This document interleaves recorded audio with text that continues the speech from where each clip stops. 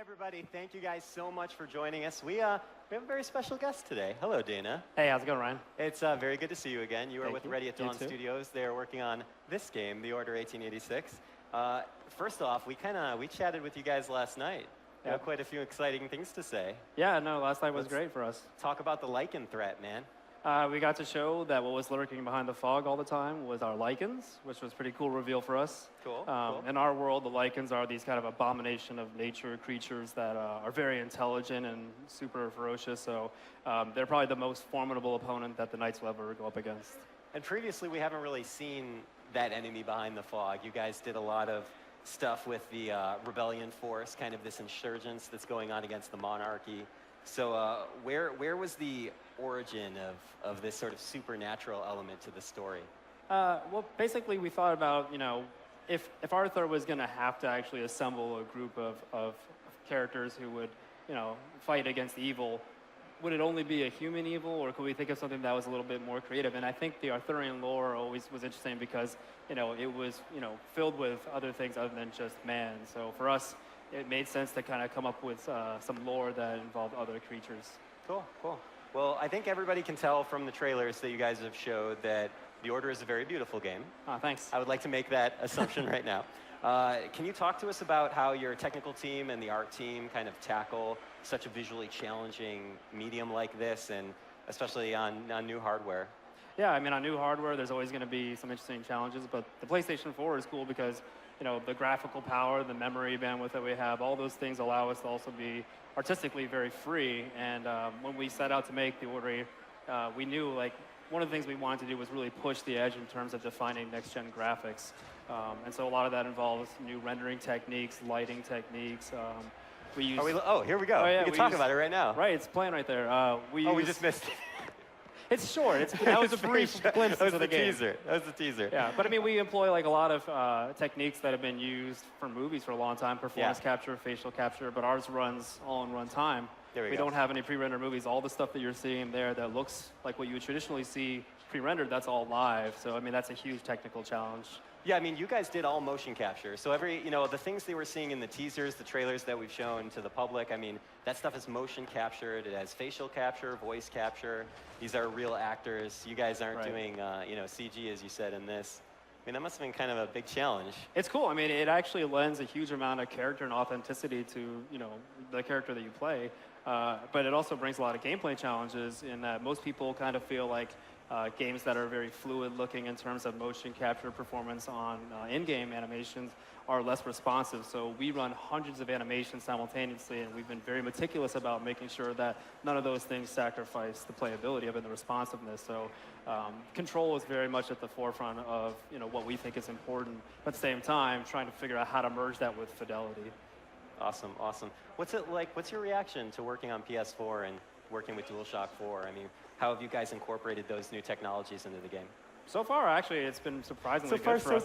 So far, so good. I mean, I don't know how else to put it, actually. I think coming off of working on PlayStation Portable, I think we were really anticipating it being a much bigger hurdle than it is, but the dev kits are great. The debugging software so far has been better than anything we've ever seen. So it's been good. If people don't know, you guys worked on PSP games for quite a while. So you have a lot of experience with PlayStation platforms. This is kind of like a huge next-gen debut for you guys, and which makes it all the more impressive because it looks really good.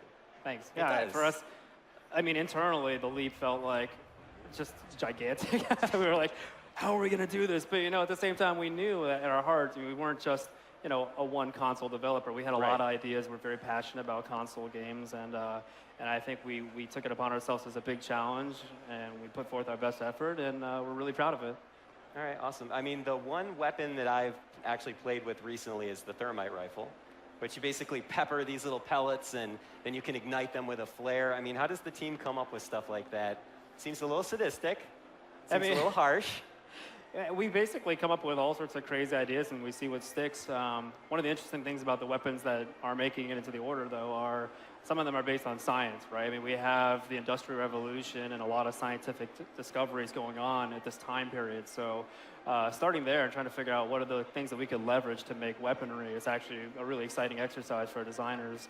And then, of course, when we put, the power of PlayStation 4 tech behind it and art and effects and sound and make it amazing, it becomes something really gratifying. It's the full package, man. It's the full package. Oh, I love it.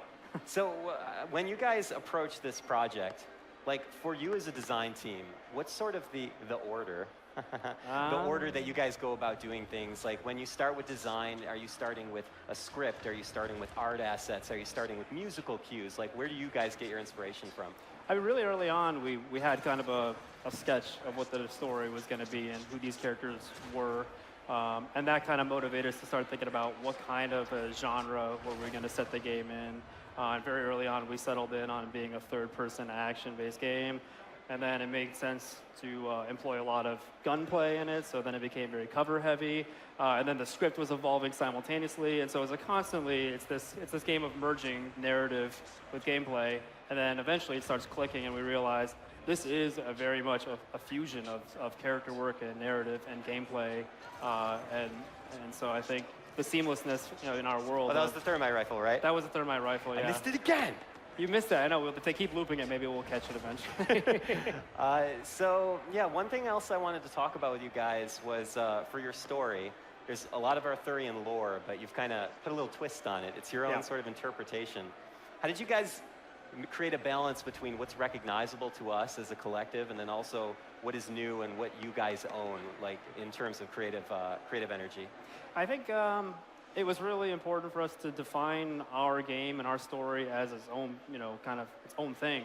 We didn't want to necessarily be held to everything that people knew about Arthurian lore, just verbatim. So we use that as the backstory for the characters, but setting it where it is and changing the history of the 1800s allows us to kind of create surprises and twists and things that people won't expect. And it was very important for us to make sure that it was a contemporary story that was very complex and layered and had very interesting characters, and wasn't something that people would just take it as it's going to be filled with knights and wizards and that kind of stuff. It's like, which are cool. Right, which are cool. Sure. We're changing your perception of what King Arthur and the Knights of the Round Table may have been and what they could have evolved into. So I just realized that during the course of this entire demo, we never really clarified that it's a third-person shooter until just like recently. It's my bad. I should have explained. That's kind of interesting for me because the stuff that you guys worked on before is pretty different. I mean, it was still third-person content, right? But way different style of play. I mean, was that a challenge for your designers? Were you able to incorporate lessons that you guys learned from then and pulled it into this game? I mean, how'd that work for you? It's a challenge. I think for us, we have a lot of passionate developers who are, gamers first anyway, and we play a lot of games. And so for us to kind of figure out how to put together a shooter wasn't like this impossible task that's never been done before. What gets really interesting about it is what do we do that makes it our third-person shooter, and how do we take elements that we love from other genres, like God of War is very much a hack and slash type of game. We want to have elements in the Order 1886 that also leverage what we've learned from making those games as well. So I think people are going to be surprised and excited at the marriage of shooter and other elements that we have in store. Awesome. Dana, thank you so much, man. Really appreciate it. I think we actually have more Order content for everybody to check out. So thank you again for joining us. Enjoy the rest of your show. You too. And let's take a look at more Order content.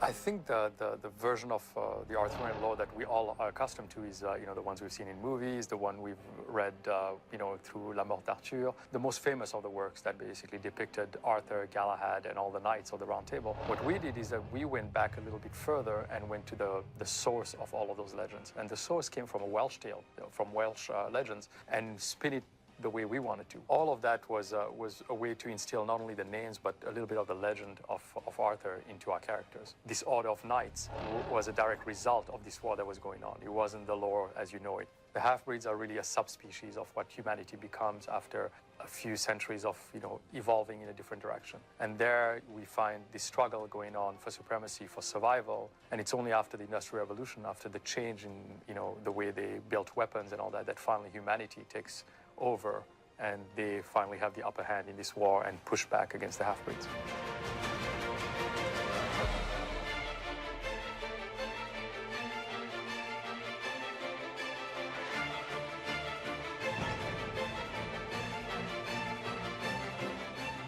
The IP really existed as a world, as a big, big story and a big arc. When we brought it to life through this game, we wanted to find out a good place to actually set this game, find a setting not only in history, but also setting geographically in the world. London was the perfect place. London was this mix of everything that was happening post-industrial revolution. We wanted to depict London the way people knew London. But at the same time, when you look at that skyline, give it a twist by having those watchtowers up, in the skyline, or having airships in the sky. At the same time as people would believe a London, they would also question it by seeing that imagery.